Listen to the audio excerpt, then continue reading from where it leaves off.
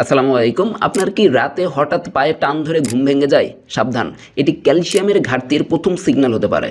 আমরা অনেকেই মনে করি হাড়ের ব্যথা মানেই বয়সের দোষ, কিন্তু সত্যি হলো শরীরে ক্যালসিয়াম নেমে গেলে পুরো শরীরেই নীরবে ক্ষতি হতে শুরু করে। আজকে আমি আলোচনা করব ক্যালসিয়ামের অভাব হলে শরীরে কী লক্ষণ দেখা দেয় সেটি নিয়ে। তাহলে চলুন আলোচনা করা যাক। প্রথম লক্ষণ হলো পেশিতে টান ধরা, হাত পা ঝিনঝিন করা। এমনটা হওয়ার কারণ হলো ক্যালসিয়ামের অভাব হলে স্নায়ু ঠিকভাবে কাজ করতে পারে না, তখন পেশিতে টান ধরে এবং হাত পা ঝিনঝিন করে। দ্বিতীয় লক্ষণ, হাড় ভঙ্গুর হয়ে যায়। বয়স না, ক্যালসিয়ামের ঘাটতি হাড়কে ধীরে ধীরে পাতলা করে।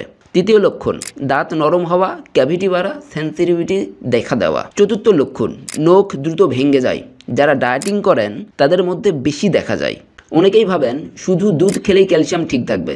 সত্যি হলো ভিটামিন ডি কম থাকলে দুধ খেয়েও শরীর ক্যালসিয়াম শোষণ করতে পারে না, তাই ক্যালসিয়াম এবং ভিটামিন ডি একসাথে খেতে হয়।